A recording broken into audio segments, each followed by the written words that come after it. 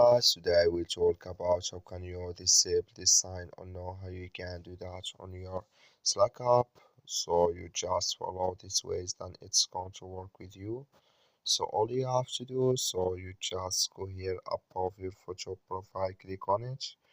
When you just click on it here, it's going to take you to this list.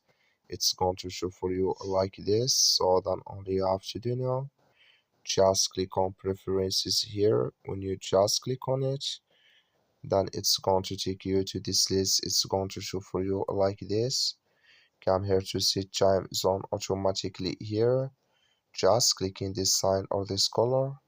Like you see color, it's gone. That's mean here set time zone automatically. It's disabled with us now. So that's all you have to do. I wish you know you I give it. That's all. Thank you for watching. Don't forget to support us by liking, subscribe.